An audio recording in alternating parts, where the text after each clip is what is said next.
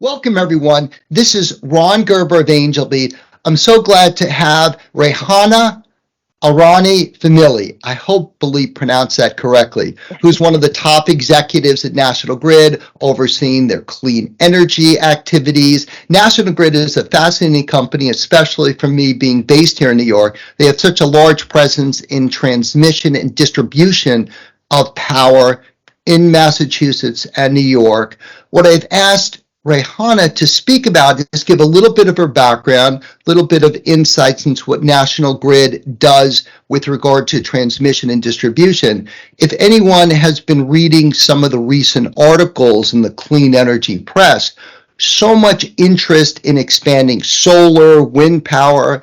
I know right here in Long Island, National Grid is a key player in working with organizations building offshore wind farms, trying to support hydrogen, trying to help organizations deal with solar. But one of the key issues, and that's why I'm so excited to learn more from Reihaneh, is how do you get the power that's generated? How do you build up your transmission and distribution infrastructure to deliver that renewable power to organizations and consumers here, primarily in the Northeast and New England? So Reihaneh, let me turn it over to you to cover these relevant issues to the AngelBeat community. Again, just start with a little bit about your background and some of the things that National Grid is doing in transmission and distribution. And then finally, we'll ask Reihaneh to share some of the activities the National Grid is doing to help you out there listening to this who get inspired by what National Grid is doing and then wondering, okay, how can I take advantage of these resources? Thank you, Ron, and thank you for doing this and for inviting me and National Grid to this dialogue and conversation. I think energy is a fabric of our society that we oftentimes take for granted, and where we are now in the world, our reliance on energy as well as the issues of climate change has really changed the conversation to how do we become more sustainable and have the quality of life that we're now so used to while we are taking care of our planet and the future of our planet for our children. I'm Reihaneh Irani-Famili. I'm the Vice President of Clean Energy Development in New England, and I also have responsibility for our infrastructure investment across New York and New England. I've been in the energy industry for over 20 years now, and I have seen the whole gamut of oil and gas, from upstream oil and gas development to transmission to utilities and the distribution of that, both in electric and in the gas business. And what I can tell you is what has kept me going is my belief in the role that energy plays in every society, and the role that it plays in the advancement of the society, and has played for generations. My love of clean energy is really very much tied to the ambition of National Grid. So National Grid is a utility in the UK as well as in northeast of US, one of the largest privately owned utilities. And we serve in the US, we serve about 20 million customers. And so 20 million people wake up in the morning making sure that they have the power that they need and the heat that they need, and they rely on us, and we're really proud of that. We have been also one of the early utilities to really come out with our net zero ambitions, knowing that we want to make sure that we achieve net zero by 2050, and we have plans to help us get there, and knowing that we want to lead this energy transition in a fair and affordable way for our customers. And I would say fair and affordable because we all know that the energy transition is going to be costly, but how do we make it fair and just across our footprint is something that's really important to us. So That's who I am, and that's who we are. It sounds like you've got the perfect company to work for that closely, if not identically, matches your personal passions. I agree. I agree. Our purpose, as we talk about it, is bring energy to life. And if I look at my career and career path, that has been a core fabric of it is how do I bring sustainable energy to life every day, not only for my generation but for generations to come. God, maybe you can describe a little bit about some of your specific activities, distinguish between transmission and distribution, and some of the future plans of National Grid in these two important but related areas. Okay. So maybe not knowing the audience, maybe Yeah. I'll start with a few of the basics first. So let's start with power. Power, those are the electrons that come to all of our homes and our businesses and help us run our lives. Those electrons get generated in the old days and in large generating plants, and the new days in different forms and format. And they come in these large highways of transmission. A lot of these electrons will come to our cities and towns and then get distributed through smaller systems into our homes. That's on the power side. On the gas side, similarly, you have the gas producers. They come through transmission pipelines, and then once they get into cities and towns, they get distributed into homes. My focus is on the electric side, so it's on the power side. And so transmission and distribution, I think when you think about the energy transition, the network, the system that we have today was built about 150 years ago now. Yeah. And it was built for a very different way of transmitting and using energy. So it was built in these very large generating centers that usually were built closer to the load centers because we knew where everything is going to be. And they were lines between those and where the users were. There were transmission and distribution lines that connected them, and they generated based on the demand that was there and sent it to these load centers. A lot of things have changed since then, since 150 years ago. One of the biggest things is that our load has massively shifted. So now we're talking about electrification of transport, which I think with the electrification of transport, we're not talking about it, it's here. Sure. It's now. It has happened. Many of us have electric vehicles.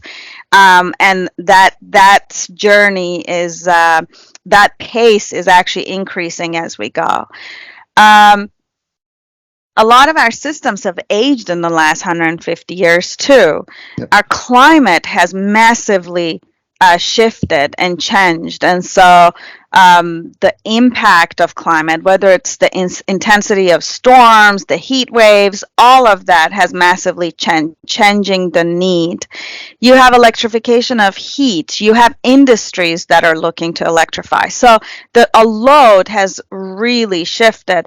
And this system of 150 years ago, it really cannot handle that. So some estimates suggest that we need to build 3 times the amount of transmission and distribution that we have, specifically transmission that we have, and we need to build it between now and 2050.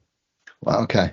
So we need to build 3 times what we have in 1/5 of the time, and that is by itself a massive undertaking. I can imagine. Like, can you use existing high capacity cables, or is there basically putting in place almost 3 times the number of cables currently in place? So that's exactly the kind of things that we need to think about. So technology has evolved, and the generation has evolved. So So some of the things is our lines cannot be single directional anymore. We need bidirectional because now you have this distributed generation that are very intermittent. So they come on and off at different times. So you need bidirectionality in your lines. You also need to make sure you take advantage of the newer technology. So there's a lot of data that's now available. So how do you use this data to help you optimize what you have? And then there is a level of build that needs to happen. And how do you do that with using like DLR technologies and kind of non-wire alternatives to be able to help build up this capacity? I think one of the worst things that can happen is if, as an industry, we allow the challenges, the massive challenge of this build 3 times in 1/5 of the time. If we don't take on that challenge, we will not be in a place that will have the same kind of reliability and resiliency of the grid that we're so used to now. Now, I would imagine it in understanding your business a little bit. On one hand, and this is more on the transmission side, you've got a lot of remote locations. I know, again, here in the Northeast, there's a large number of wind farms coming up over the next 5-10 years off the Long Island Sound Atlantic Ocean. There you need the high capacity transmission capabilities to deliver more power from these remote locations. I would also imagine on the distribution side, at a local level, you've got a different dynamic. We're going to be hearing, or just recently heard from one of your colleagues, Ryan, who's in charge of National Grid's EV deployment support initiatives. And then, suddenly if you've got, let's say, a local organization, corporation that has to provide EV charging, not just for a few cars, but for most of its employees in the next 5 or 10 years, you not only have to distribute transmit that power from remote locations, then you have to find a way to effectively distribute it. And the peak workloads when, I don't know, I can think of my kid's school, suddenly if every kid, teacher, administrator wants to charge their car during the school year, how do you make that last mile power transmission work?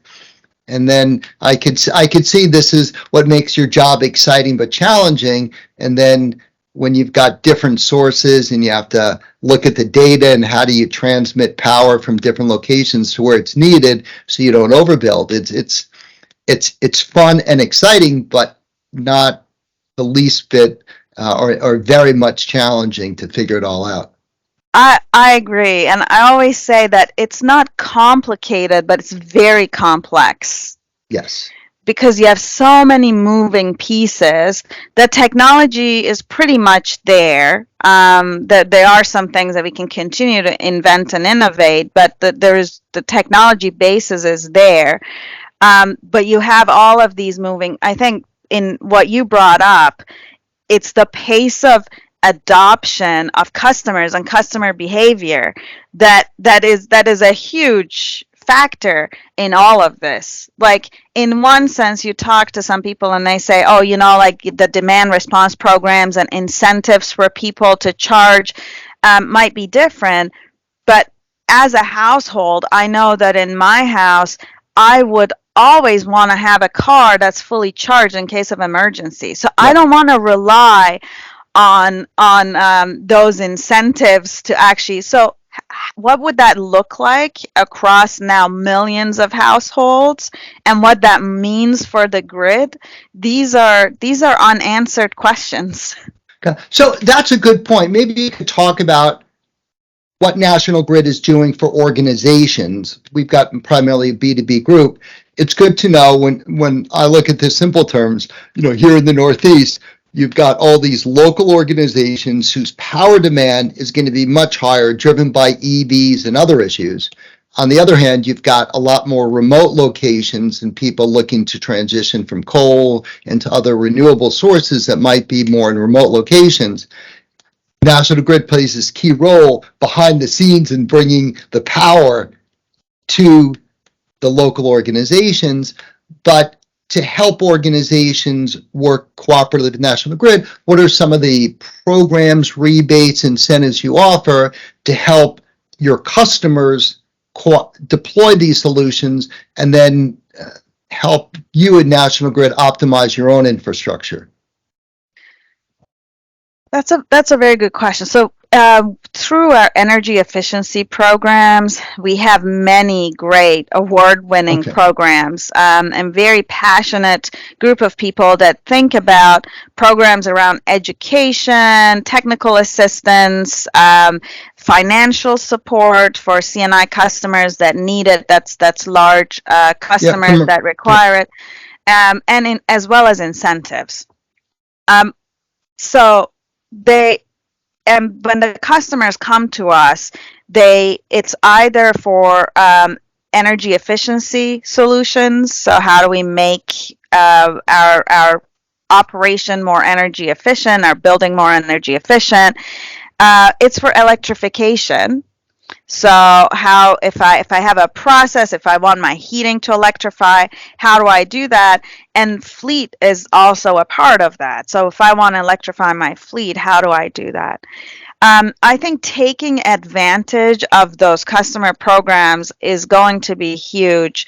I think education and educating ourselves is huge. And I think understanding the tie into utility. So a lot of times people are like, I have all these plans. I wanted to electrify my fleet, and the utility is the one holding me back. But if your fleet electrification requires almost as much power as a small town, we need to design and build transmission. We need to design and build substations. Between the planning, the siting, the permitting, and the building, that's a 5 to 7 year program. So the earlier you can start those conversations when you're setting your goals with your local utility, the more chance it's going to have to partner with that utility to achieve those goals.